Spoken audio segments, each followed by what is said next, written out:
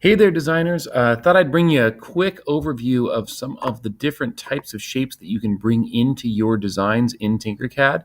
So over here on the side here, we have basic shapes, and the basic shapes here are very, very useful. There's boxes and cylinders and spheres. The scribble one is a new one that's kind of neat if you need to draw something that is not in existence yet. It's kind of a cool tool. You just kind of click, drag, and move stuff around, and you can create shapes that maybe don't exist yet. I don't know what this is, but let's finish it off here. And it can be a scribble line, or it can be a continuous figure as well. So we can go ahead and say, yep, there we go. So that is a preview of that, and I can just go ahead and hit enter. And that is our object here. So we say done. So you can create things that are customized to your own needs. You can change the height, the thickness per se. There's text that you can enter, which is kind of very handy if you're going to label something or personalize something. Wedges, pyramids, polygon spheres, paraboloids, hearts. Hearts are pretty creative. We use those to make butterfly wings. If you put two hearts together, that was kind of neat. Different types of stars, icosahedrons, rings, dice. But then students don't know, or sometimes people don't realize, that you can go beyond those basic shapes.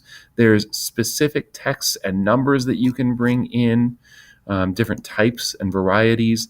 There's characters that you can bring in, which started blowing me away when I started looking down the line here and found, to check this part out, some bones in the body, which was kind of cool. Here's different connectors if you're trying to build modular pieces that can actually be assembled together. And then under shape generators, check these out. These are pretty cool. So I can extrude a map of the Australian continent. Here's wheels that I can generate.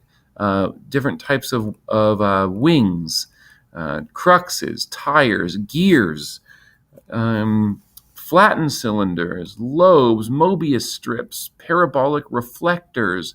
These are all different things that I can bring in to a design, and there are pages upon pages of these things. So I really encourage you to explore beyond just those basic shapes. If you start looking at things that people have built in Tinkercad and you go, I wonder how they did that. A lot of times it's a very clever use of the primitive shapes, but sometimes it goes beyond that, like European maps. Let's check this out. These are so cool. And look, I can pull out the different states. So we can start using Tinkercad as a way to better understand our physical environment. What a cool learning challenge it would be to construct a map of Europe in 3D, one piece at a time. Or do the same thing with the United States. I can pull this in, and that's New York right there, but I can pull out any state. There's California. What if we made a map of the journey of Lewis and Clark and only brought up the states that their journey went through, or the 13 original colonies, and mapped it out in 3D? What a cool way to explore history and our physical environment using three-dimensional shapes.